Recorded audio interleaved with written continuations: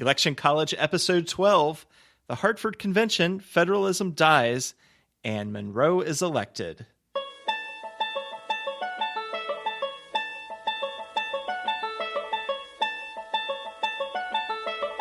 Let's throw a political party. Face it, the political scene sucks, but did it always? It's time for Election College, and class is in session. Now, your hosts, Jason Goff and Ben Smith.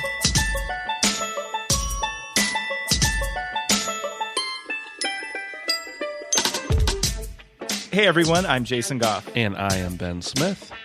Today we'll be talking about the death of federalism and the election of James Monroe. So Ben. Yes, sir. Federalism. Dead. Man, it's about time. We've been talking about it dying for how many weeks now? Oh, at least a couple. Yeah, so remember, let's go back a few years. John Adams was the last, and the first Federalist president. Right. Jefferson was a Democratic Republican, and he won the election of 1800. And then the Louisiana Purchase comes along. Jefferson is hugely popular and gets reelected in 1804. And then James Madison becomes president in 1808. He's riding the coattails of TJ. The Federalists really can't get it together in 1812, so they kind of get behind the Democratic Republican DeWitt Clinton, but that's up in the North. And in the South, Rufus King was their guy, and this really shows how there was really little or no unity in the party, and regionalism was more important than their party. So them dang Yankees. I know. If you remember, the Federalists opposed the War of 1812, which we talked about in the last episode, episode 11. And federalism is really more popular in the North, and opposition there is also the greatest. And so in 1814 and even a little bit into 1815, they have this convention called the Hartford Convention. And they're like, hey, you know what? We hate the War of 1812. I'm sure they called it the War of 1812 back then. Right, yeah. So the Federalists, they were opposed to the federal government's increasing power, and the Radicals, who were mainly in New England.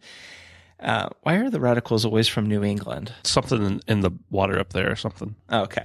So they're calling for secession from the Union, and they want to get all buddy-buddy with the British.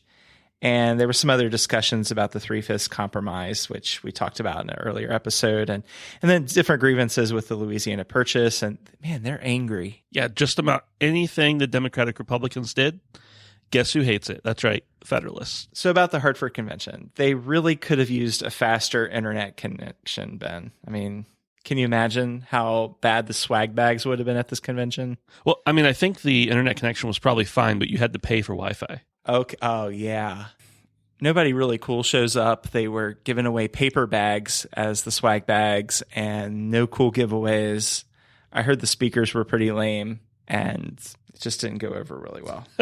So while they're there, disappointed over all the crappy stuff they got, they're there demanding financial assistance from Washington. They want to get compensated for all the lost trade because of the different acts that have been put in place. And they even proposed constitutional amendments requiring 2/3 vote in Congress before an embargo could be imposed.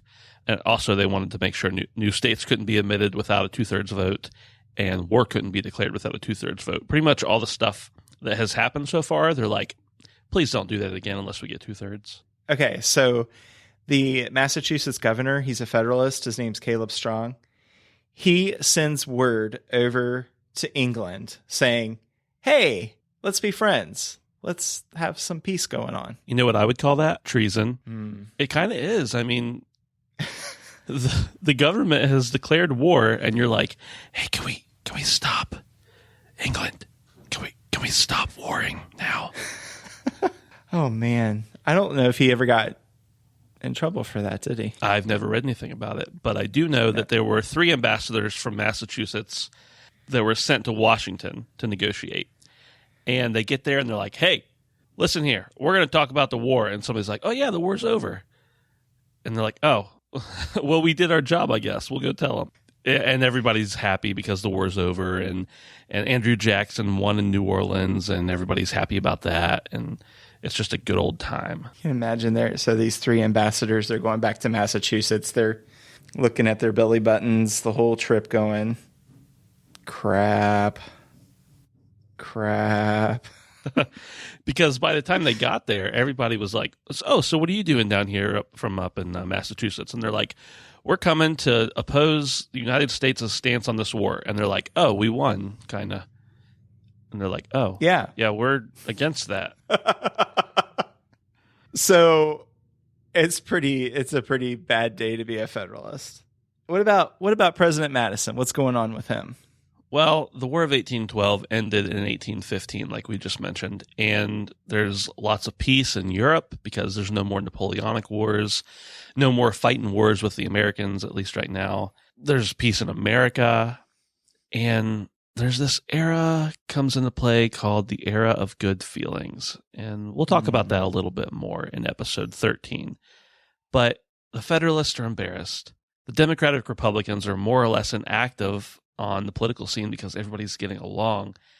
And Madison's just like, all right, well, we need a new national bank and we need a new tariff on manufacturing. So because of all these good things happening under Madison, it really does seem like, we're going into an era where, it's going to be a pretty seamless transition over to James Monroe, right? So seamless that the Federalist caucus, the good old boys, did not even bother to make a formal nomination. And there were a lot of Federalists who did support Rufus King, the New York senator. Well, we've not talked about him a whole lot. We've mentioned him a lot, but why don't we talk about Rufus King a little bit? Yeah, I feel a little bad because it seems like he was a really nice guy. And in one of the previous episodes, we made fun of his name. Well, name aside, he was one of the youngest members of the Confederation Congress. I always want to say the wrong names when I talk about I do too. That was in the 1780s. So it's now, 1815, 1816? So he's been on the scene for a little while representing Massachusetts. Yeah, and he's really influential at the time of the convention in getting Massachusetts to ratify the Constitution. He leaves his law practice in Massachusetts in 1788 and goes to New York where he enters politics. He becomes a U.S. Senator in 1789. And in 1796, President Washington liked him so much, and he was such a good statesman that he was actually appointed as the U.S. Minister to Great Britain. I mean, that's a pretty high step up there, right? Yeah, I'd say so. And even with the change of philosophies from the Washington-Adams era on into the Jefferson era, or should I say Jeffersonian? Yeah. Maybe. The Jeffersonian era. Hey, TJ keeps him around despite the fact that King is a Federalist. So in 1803, King gives up his position as the minister to Great Britain and runs for president, and he loses in 1804. And then he goes back to the Senate in 1813, and that's pretty much the state of affairs with Rufus King as he approaches this election. I will say one thing about King that is admirable is he was as much of an anti-slavery politician at that time than just about anyone else. Hey, so he lost the election in 1804, right? He gave up his position as a minister to Great Britain, and he loses in 1804. Yeah. And then he doesn't go back to the Senate until 1813. What do you think he did for those 9 years? That is a very good question. I don't know the answer. I just wanted to pose the question. If you know the answer, feel free to send us a tweet or a Facebook message or something. Let us know. We could probably look it up, but we won't. Yeah, because we'll be on to the next election. Right. Really. So the Democratic Republicans are still around. They're like, hey, there's this guy named James Monroe. We like him. Let's talk about him. Yeah. So Monroe, like everyone before him, was from Virginia. He was a plantation owner with slaves. But what he did do is he helped negotiate the Louisiana Purchase for Jefferson. Right. He served as Virginia for governor. And in his second term, although his terms were not consecutive, believe it or not, he actually was like 4 months into it. And Madison calls him up to be a Secretary of State. So he says, all right, see ya. Somebody else be governor now. And even though the War of 1812 is going on, Monroe doesn't really have that much to do with the war because Madison and Congress were really they were in control. They were actually dominating the decisions for the war. Until the war goes bad and the British burn the Capitol and the White House. And Madison actually removes Armstrong as the Secretary of War, and then is like asking James Monroe for some help, and he does such a good job at giving him help that he appoints him Secretary of War. So goes from having nothing to do with it to being basically in charge of it. Yeah, so Monroe resigns his position as Secretary of State, and no one replaces him. So effectively, he is the Secretary of State and the Secretary of War at the same time. He is the man. Ruler Supreme is what he later becomes known as when he takes over the White. No, never mind. I made that up. Well, there is a sentiment that it is time to end the Virginia dynasty of presidents, like Jason mentioned a minute ago. And this is happening especially in New York. New York is just not like Virginia and the presidents who come out of it. So Monroe gets the Democratic-Republican nomination. So the collapse of the Federalists left Monroe with no organized opposition at the end of his first term, and he ran for re-election effectively unopposed. He was the only president other than Washington to do so. Only a single elector from New Hampshire cast a vote for John Quincy Adams, preventing a unanimous vote in the Electoral College. Bummer. So yeah, I mean, he did run opposed, but effectively it was kind of a joke. Right. There's a guy who raises a controversy, Ben. There's always one of those guys. You know what I'm talking about? One of those guys. I bet his name was John or something. Yeah. So Indiana, okay? Mm-hmm. On February the 12th of 1817, the House and the Senate, they gather around and count the electoral votes. And everything is going okay. Then at the last moment, the last state to have their votes counted is Indiana. Representative, I called it, well, I guess I kind of knew already, John Taylor from New York says, hey, you can't count them. They weren't a state when the votes were cast. And so he argues that Congress, or there's different arguments, but arguments that Congress acknowledged the statehood of Indiana on December 11th, but the Electoral College had been cast on December 4th, so Indiana wasn't really a state yet. Yeah, so other representatives were like, hey, John Taylor from New York, you're a punk. Indiana had already become a state before that because they joined the Union by forming a state constitution and government back in June 29th of 1816. It was just that Congress recognized that they had done so in December. So all in all, Indiana's votes ended up counting.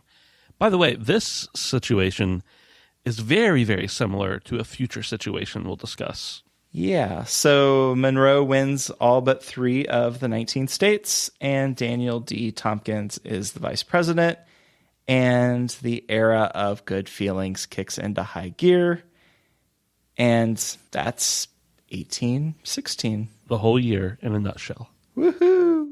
Hey, Jason, you do all the social media and everything for Election College, right? I do a lot of it, Ben, when you're not vacationing on your plantation in Virginia.